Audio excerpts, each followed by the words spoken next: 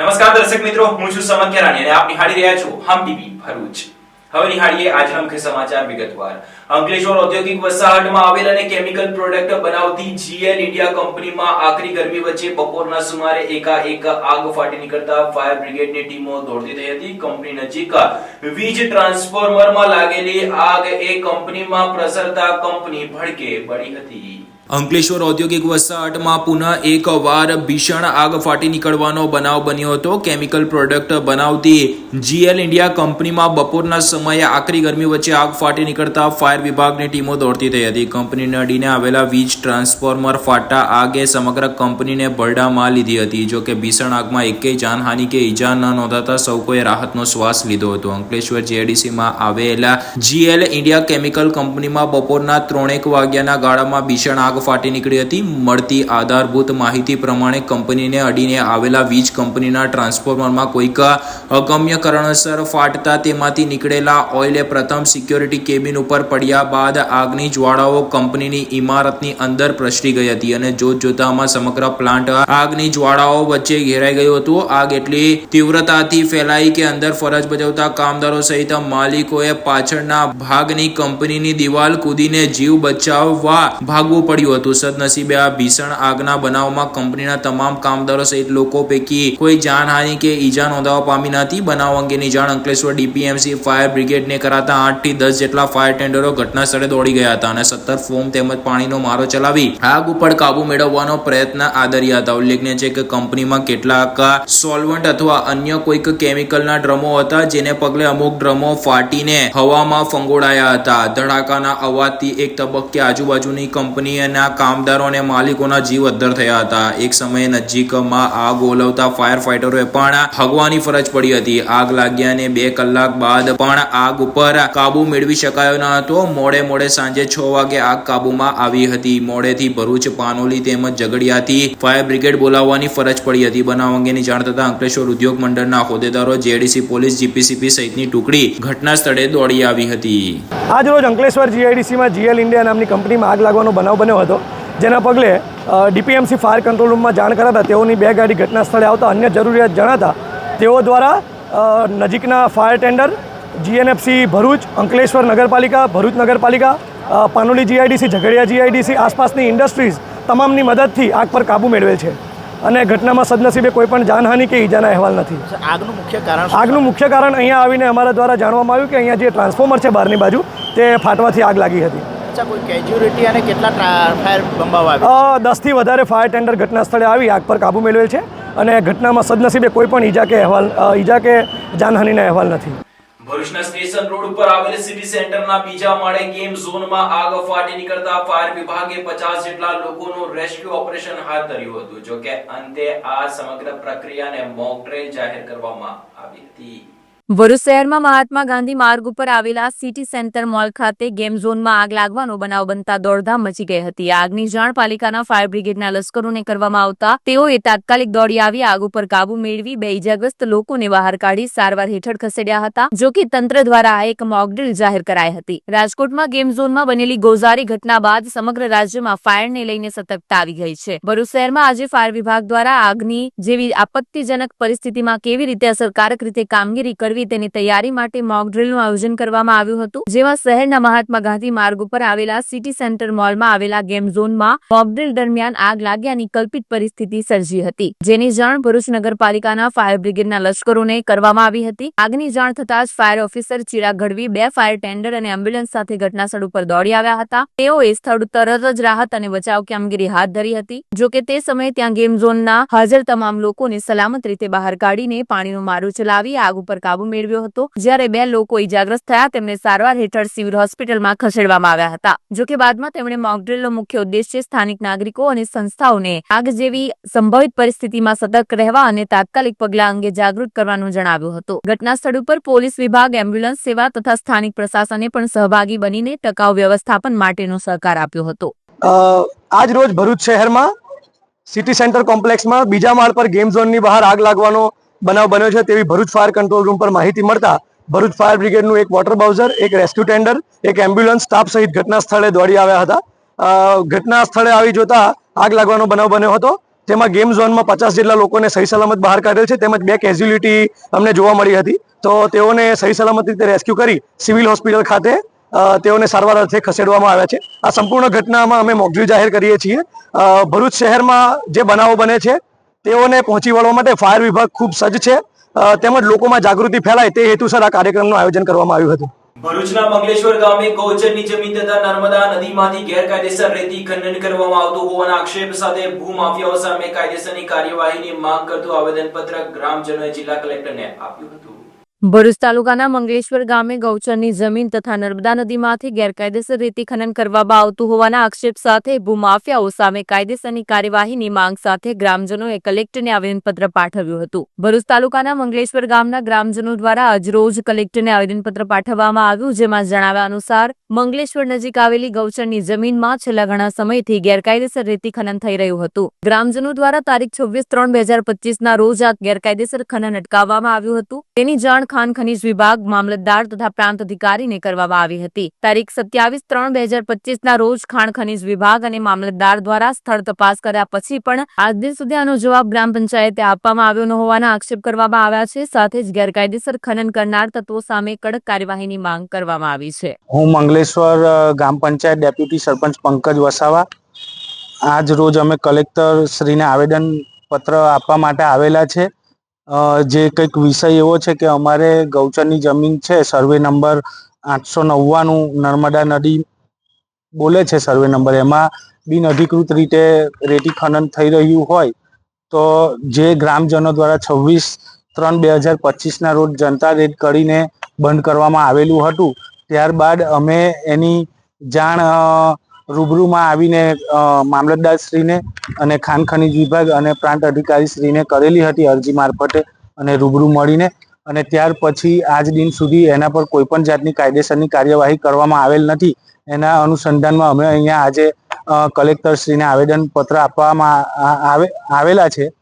જે પણ બિન અધિકૃત ખનન ગૌચરમાં થઈ રહ્યું છે એને તાત્કાલિક ધોરણે બંધ કરવામાં આવે અને જે પણ કાયદેસરની કાર્યવાહી નથી કરી એના પર કાયદેસરની કાર્યવાહી કરવામાં આવે. અને અમને બીજી એક વાત કે પંચાયતને અંધારામાં રાખીને આ બધું પ્રક્રિયા ચાલુ રાખવામાં આવેલી છે ભ્રષ્ટાચારની, અને અમને તો કોઈ જવાબ આપેલ નથી કે એમના પર કાયદેસરની કાર્યવાહી કરવામાં આવે. હા, કાલે અમને મામલતદારશ્રીનો જવાબ આવેલો, પંચાયતમાં એક નકલ રવાના કરેલી, જે મનસુખભાઈ વસાવાને એમને જવાબ આપેલો, જે અમને પણ એક નકલ પંચાયતમાં રવાના કરવામાં આવેલી. એમાં એવું લખેલું છે કે ગ્રામ પંચાયત વિષય કાયદેસરની એટલે આમાં ટૂંકમાં એવું છે કે રેતીની નર્મદા નદીમાં આવેલી રેતીની લીઝ, એટલે કે આમાં એમને જે પણ મોકલું છે એમાં એવો ઉલ્લેખ નથી કરેલો કે નર્મદા નદી સર્વે નંબર 899 છે, જે ગૌચરની જમીન હોય જેમાં રેતીની લીઝ ચાલતી હોય એવી રીતે આખું લખવું જોઈએ. જેના બદલે ખાલી એમને એવું લખેલું છે કે રેતીની લીઝ ચાલતી હોય અને કાયદેસરની કાર્યવાહી કરવા બાબત એમને ઉપર લેટરની નકલ મોકલેલી છે. હા, પણ ગૌચરનો ઉલ્લેખ એમાં નથી કરેલ એમ. જંબુસરના મંગળાંદ ગામે ધાતર નદી કિનારે ખેતરમાંથી પાણીની મોટર બહાર કાઢવા જતા વ્યક્તિ પર મગરે જીવલેણ હુમલો કરતા તેઓ ગંભીર રીતે ઘવાયા હતા. જંબુસર તાલુકાના મગણાત ગામ નજીકથી પસાર થતી ધાદર નદીના કિનારે એક વ્યક્તિ ઉપર મગરના હુમલાની ઘટના બની હતી. નદી કિનારે આવેલ ખેતરમાંથી પાણીની મોટર બહાર કાઢવા જતા આ ઘટના સર્જાઈ હતી, જેમાં અજીતભાઈ છગનભાઈ રાઠોડ નામના વ્યક્તિ ઉપર મગરે જીવલેણ હુમલો કર્યો હતો. મગરના હુમલામાં અજીત રાઠોડને પગ તેમજ જાંઘના ભાગમાં ગંભીર ઇજાઓ પહોંચી હતી. આ દરમિયાન સાથે રહેલા અન્ય ખેડૂતો દોડી આવતા અજીત રાઠોડનો હેમખેમ રીતે આબાદ બચાવ કરવામાં આવ્યો હતો. ત્યારબાદ ઇજાગ્રસ્ત અજીત રાઠોડને જંબુસરની ખાનગી હોસ્પિટલ ખાતે સારવાર માટે ખસેડવામાં આવ્યો હતો. જો કે અજીત રાઠોડને વધુ ઈજાના કારણે વડોદરા રિફર કરવામાં આવ્યો હોવાનું જાણવા મળ્યું છે. તો બીજી તરફ વ્યક્તિ ઉપર મગરના હુમલાની ઘટનાથી સમગ્ર પંથકમાં ભયનો માહોલ સર્જાયો હતો. મારું નામ કીર્તિસિંહ પહરસિંહ રાજ. નદી કિનારે અમે પાઇપ ખેંચતા હતા, મોટરને પાઇપ બધું ખેંચતા હતા, ત્યાં મગર આવ્યો. તો મગર આવીને અચાનક હુમલો કર્યો. તે મારા ચાકરને પાણી મેં તણાઈ જ ગયો હતો. પછી ત્યાં આગળ અમે ખેડૂતોએ બધા ભેગા થઈને બૂમ રન કરી એટલે મગર છોડ્યો ને જંબુસર હોસ્પિટલમાં લાવ્યા, પણ અહીં ના પડી, બોર્ડર લઈ ગયા.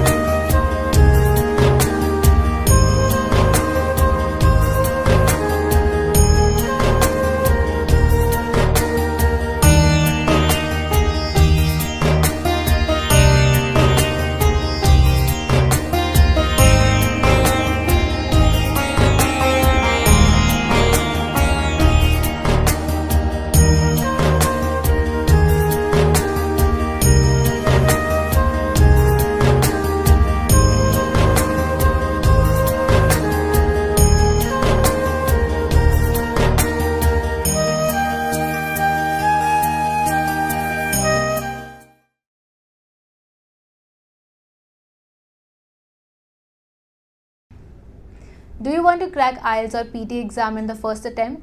Do you face problems in vocabulary learning? Are you not able to find the right location of answers in reading module? And you also face problems in writing and speaking module? Then join English Lab's Powered Center, which is working for 26 years in the field of IELTS and spoken English. On joining English Lab Center, you will get a unique course kit, AI-based mobile app, and through our techniques, more than 1,000 students have cleared their IELTS exams in the first attempt. So what are you guys waiting for? Click on the given link and book your demo now.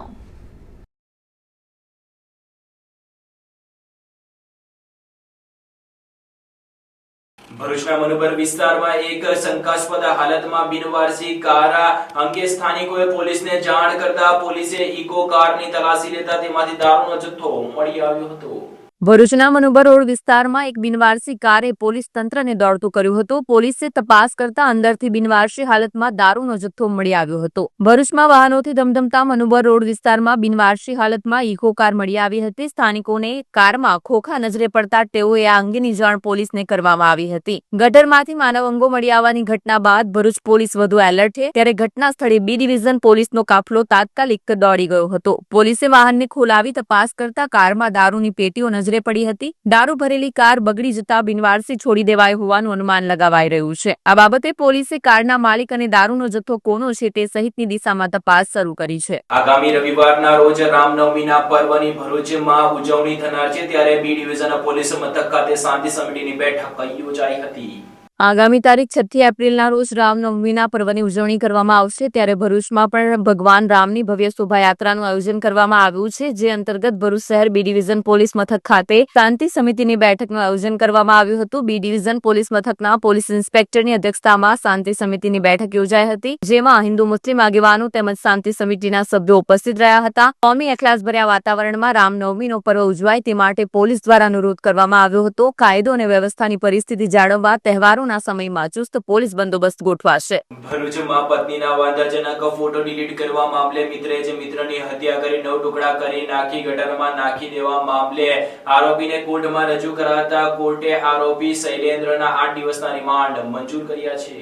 ભરૂચમાં પત્નીના વાંધાજનક ફોટા delete કરવાના મામલે મિત્રએ જ નાનપણના મિત્રની હત્યા કરી નાખી હતી. ભરૂચ એલસીબીની ટીમે આરોપી શૈલેન્દ્રસિંહને યુપીના બિજનૌરથી ઝડપી પાડ્યો છે. સચિન પત્નીના વાંધાજનક ફોટો ડિલીટ નહીં કરી બ્લેકમેલ કરતો હોવાથી તેની હત્યા કરી મૃતદેહના ટુકડાઓ ભોલાવની ગટરોમાં નાખી દીધા હતા. આરોપીને કોર્ટમાં રજૂ કરી પોલીસે 8 દિવસના રિમાન્ડ મેળવ્યા છે. 25મીએ સવારે સચિનની હત્યા કર્યા બાદ આરોપી દહેજની કંપનીમાં નોકરીએ ગયો હતો અને 27મી સુધીમાં તમામ ટુકડાઓ થેલીમાં મૂકીને ગટરમાં ફેંકી દીધા હતા. 3 દિવસમાં તેણે આરીથી મૃતદેહના 9 ટુકડા કરી નાખ્યા હતા. પોલીસે આરોપીને કોર્ટમાં રજૂ કરી 10 દિવસના રિમાન્ડ માંગ્યા હતા, પણ કોર્ટે 8 દિવસના જ રિમાન્ડ મંજૂર કર્યા છે. આરોપીએ મૃતદેહનો નિકાલ કરવા માટે બજારમાંથી કરવત, સ્ત્રીના કપડાં અને પ્લાસ્ટિકની બેગ સહિતના સામાનની ખરીદી પણ કરી હતી. આ સામાન તેણે ક્યાંથી ખરીદી કર્યો હતો, મૃતકનો મોબાઈલ ક્યાં છે તથા હત્યામાં વપરાયેલ હથિયારો કબજે કરવાના બાકી હોવા સહિતના મુદ્દે પોલીસે રિમાન્ડની માંગણી કરી હતી. આરોપીએ 3 દિવસ સુધી મૃતદેહને ઘરમાં રાખ્યો હતો અને વારાફરતી સ્ત્રીનો વેશ ધારણ કરી એક્ટિવા પર જઈ તેના ટુકડાઓ ગટરમાં ફેંકી દીધા હતા. મૃતદેહમાંથી ગંધ બહાર ન જાય તે માટે તે એસી ચાલુ રાખતો હોવાનું લાગી રહ્યું છે. પોલીસ આરોપીના ઘરમાં પ્રવેશી ત્યારે તેમાંથી ગંધ આવી રહી હતી. ઘરમાંથી લોહીના ડાઘાઓ સાફ કરવા શૈલેન્દ્રસિંહ અલગ કપડાં લાવ્યો હોવાનું પણ સામે આવ્યું છે. સચિનના મૃતદેહના 9 ટુકડાઓ ભોલાવ જેઆઈડીસીની અલગ અલગ ગટરોમાં ફેંકી દેવામાં આવ્યા હતા. શનિવારે પ્રથમ તેનું માથું મળી આવ્યા બાદ તબક્કાવાર રીતે અલગ અલગ અંગો પણ મળી આવ્યા. ગુરુવારના રોજ ગટરમાંથી તેના પગ પણ મળી આવ્યા છે. આ તમામ અંગોને ફોરેન્સિક પોસ્ટમોર્ટમ માટે સુરત મોકલી આપવામાં આવ્યા છે. મા પરિવાર સેવા ચેરિટેબલ ટ્રસ્ટ મક્તમપુર દ્વારા ગંગા માના 75મા જન્મ મહોત્સવ નિમિત્તે અંકલેશ્વરના નવા ધંધુરિયા ગામના રામનગર ખાતે ઉજવણી કરવામાં આવી હતી. મા પરિવાર સેવા ચેરિટેબલ ટ્રસ્ટ મક્તમપુર દ્વારા ગંગા માના 75મા જન્મ મહોત્સવ નિમિત્તે અંકલેશ્વરના નવા ધંધુરિયા ગામના રામનગર ખાતે ઉજવણી કરવામાં આવી હતી. અંકલેશ્વરના નવા ધંધુરિયા ગામના રામનગર ખાતે સનાતન ધર્મના ગાદીપતિ સોમદાસ બાપુની ઉપસ્થિતિમાં પરિવાર સેવા ચેરિટેબલ ટ્રસ્ટ મક્તમપુર દ્વારા ગંગા માના 75મા જન્મ મહોત્સવ નિમિત્તે ઉજવણી કરવામાં આવી હતી. જેમાં ગુરુજીના આશીર્વચન મેળવી સૌ ભક્તોએ ધન્યતા અનુભવી હતી. જ્યારે રાત્રે લોક ડાયરો યોજાયો હતો. આ કાર્યક્રમમાં પૂર્વ ધારાસભ્ય દુષ્યંત પટેલ, રામકુંડના મહંત ગંગાદાસ મહારાજ, જિલ્લા ભાજપ પ્રમુખ પ્રકાશ મોદી, સામાજિક આગેવાન ધનજી પરમાર, બલદેવ આહિર, અનિલ પટેલ તેમજ જીતુ પટેલ સહિતના આગેવાનો અને અનુયાયીઓ ઉપસ્થિત રહ્યા હતા. ભરૂચ શહેરમાં 4 વર્ષ પહેલા 1,14,00,000ના ખર્ચે શહેરના વિસ્તારોમાં વોટર એટીએમ મૂકવામાં આવ્યા હતા. જો કે ભર ઉનાળે હવે તે શોભાના ગાંઠિયા સમાન સાબિત થઈ રહ્યા છે. એપ્રિલ મહિનાની શરૂઆતથી જ સૂર્યનારાયણ આકાશમાંથી અદનગોળા વરસાવી રહ્યા છે. રસ્તાઓ ઉપરનું ડામર પણ પીગળવાનું શરૂ થઈ ગયું છે. ભરૂચમાં વટેમાર્ગો અને પીવાનું શુદ્ધ પાણી મળી રહે તે માટે 14 લાખ રૂપિયાના ખર્ચે વોટર એટીએમ મૂકવામાં આવ્યા હતા. ભરૂચના પૂર્વ ધારાસભ્ય દુષ્યંત પટેલ અને પાલિકાના તત્કાલીન પ્રમુખ સુરભી તમાકુવાલાની હાજરીમાં વર્ષ 2020માં આ પ્રોજેક્ટનું લોકાર્પણ કરવામાં આવ્યું. વોટર એટીએમનો કોન્ટ્રાક્ટ ખાનગી કંપનીને આપવામાં આવ્યો હતો. 5 વર્ષમાં જ મોટાભાગના વોટર એટીએમ તોભાના ગાંઠિયા સમાન બની ગયા છે. મામલે વિપક્ષના નેતા શમસાદ અલી સૈયદે જણાવ્યું હતું કે પાલિકા સત્તાધીશો લોકોને પાણી પીવડાવવામાં પણ નિષ્ફળ નીવડ્યા છે. ભરૂચના તુલસીધામ, કસ્તક, સ્ટેશન રોડ, સુપરમાર્કેટ અને 5 સહિતના વિસ્તારોમાં વોટર એટીએમ મૂકવામાં આવ્યા હતા. જે પૈકી અમુક જ સ્થળોએ વોટર એટીએમ કાર્યરત છે. જે વોટર એટીએમનું સંચાલન સામાજિક સંસ્થાઓને સોંપવામાં આવ્યું હતું. માત્ર ને માત્ર એ જ વોટર એટીએમમાંથી વટેમાર્ગો પાણી પી શકે છે. વોટર એટીએમના મામલે વિપક્ષે શાસકો પર પ્રસ્તાર પાડી છે. ભરૂચ શહેરમાં આવેલ નગરપાલિકા દ્વારા જે વોટર એટીએમ મશીન મૂકવામાં આવેલા હતા, જે તે સમયે હાલના અંદર ભરૂચમાં તમામ વોટર એટીએમ મશીન જે પાણીની પરબ કહી શકાય તમામ બંધ હાલતમાં છે. ઘણા લાંબા સમયથી બંધ હાલતમાં છે. કોન્ટ્રાક્ટ બેઝના ઉપર આ પરબો આપવામાં આવેલી હતી. જે તે સમયે નગરપાલિકાના અંદર જ્યારે ઠરાવ થયો હતો ત્યારે વોટર એટીએમ મશીન કહી શકાય કે પૈસા નાખીને પાણી પીવાની જે આ લોકો ઠરાવ લઈને આવેલા હતા, પણ જે તે સમયે વિપક્ષે વિરોધ કરીને મફત સેવા પાણીની પૂરી પાડવા માટે નગરપાલિકાના અંદર દબાણ કરેલું હતું. નગરપાલિકા એને મંજૂર કરીને તમામ જગ્યાએ પાણીની પરબો નું કહી શકાય કે પાણીની પરબો એટીએમ મશીન મૂકેલા હતા. પણ નગરપાલિકાની હર હંમેશની નીતિ છે કે કોઈ પણ પ્રોજેક્ટ શરૂ કરે પણ એની દેખભાળ નથી રાખતા. આજે તમામ એટીએમ મશીન પાણીના બંધ છે. ઉનાળાની આકરી ગરમી કહી શકાય કે માર્ચ એપ્રિલની ગરમી છે. લોકો રાહદારીઓ જે છે, રિક્ષા ચાલકો છે, તેમની માટે કોઈ પણ પાણીની સુવિધા મુખ્ય સ્થળો પર નથી. ચીફ ઓફિસર હરેશ અગ્રવાલે જણાવ્યું હતું કે તમામ વોટર એટીએમ કાર્યરત થઈ જાય તેવા પ્રયાસ કરવામાં આવી રહ્યા છે. ભરૂચ શહેરમાં બંધ હાલતમાં રહેલા વોટર એટીએમ ઝડપથી શરૂ થાય તે જરૂરી છે. મિનરલ વોટરના આ યુગમાં પાણીની પરબોની સંખ્યા ઘટી ચૂકી છે અને પાણીના પાઉચ પણ બંધ થઈ ગયા છે. આવા સંજોગોમાં ગરીબ વ્યક્તિ 10-20 રૂપિયાની પાણીની બોટલ ખરીદી શકે તેમ નથી. લોકોની સુવિધા માટે લગાવવામાં આવેલા વોટર એટીએમ ફરી એક વખત લોકો માટે આશીર્વાદરૂપ બને તે દિશામાં નગરપાલિકાએ પ્રયાસ કરવા જોઈએ. ભરૂચ નગરપાલિકા દ્વારા અગાઉ 2020ની અંદર જુદી જુદી જગ્યાએ 10 જેટલા એટીએમ વોટર માટેના મશીનો મૂકવામાં આવેલ. આ મશીનો જે તે વખતે પબ્લિક પ્રાઇવેટ પાર્ટનરશિપના ધોરણે તૈયાર કરવામાં આવેલ, જેમાં મશીનરી અંદર જે નાખવામાં આવે એનું મેન્ટેનન્સ એજન્સી દ્વારા કરવામાં આવતું હતું. એની રોયલ્ટી પણ નગરપાલિકાને એજન્સી આપતી હતી અને એ જે મશીનો લગાડેલા હતા એની ઉપર જે જાહેરાતના હક એજન્સીને આપેલા હતા. પરંતુ સમય જતા અત્યારે એ 10 વોટર એટીએમ માંથી જે 4 અલગ એનજીઓ ને આપેલ છે અત્યારે ચાલુ છે. બાકીના વોટર એટીએમ ની અંદર મશીનરીમાં એમાં થોડા પ્રશ્નો છે. અમે એની ઉપર કામ કરી રહ્યા છીએ અને એ ઝડપથી ચાલુ થાય એના માટેના અમારા પ્રયત્નો બી રહેશે. એ સિવાય નગરપાલિકાએ જુદી જુદી સ્વૈચ્છિક સંસ્થાઓ અથવા તો નગરપાલિકાઓ ની પોતાના ગ્રાન્ટમાંથી જે પબ્લિક માટે પરબ કરવામાં આવેલ છે એ પૈકી અત્યારે 5 બત્તી જોડે એક પરબ ચાલુ છે અને હોસ્ટેલ ગ્રાઉન્ડ ની બાજુમાં પણ એક પરબ ચાલુ છે. અંકલેશ્વરના નવી દેવી ગામ ખાતે કાચિયા પટેલ પ્રીમિયર ક્રિકેટ લીગ યોજાઈ હતી. હાલ તો ભરૂચ જિલ્લામાં ઠેર ઠેર ક્રિકેટનો વાવર છે. એક તરફ આઈપીએલ ધૂમ મચાવી રહ્યું છે, ત્યારે હવે અંકલેશ્વર તાલુકાના ગ્રામ્ય વિસ્તારોમાં પણ પ્રીમિયર લીગ ક્રિકેટ મેચનું આયોજન કરવામાં આવી રહ્યું છે. તેના ભાગરૂપે અંકલેશ્વર તાલુકાના નવી દેવી ગામ ખાતે કાચિયા પટેલ પ્રીમિયર લીગ ક્રિકેટ મેચનું આયોજન કરવામાં આવ્યું હતું, જેમાં 8 થી વધુ ટીમોએ ભાગ લીધો હતો. અંકલેશ્વરના કાચિયા પટેલ સમાજ દ્વારા સતત 5મા વર્ષે પ્રીમિયર ક્રિકેટ લીગનું આયોજન હાથ ધરાયું છે, જેમાં પટેલ સમાજના યુવકો એ ઉત્સાહભેર ભાગ લીધો હતો.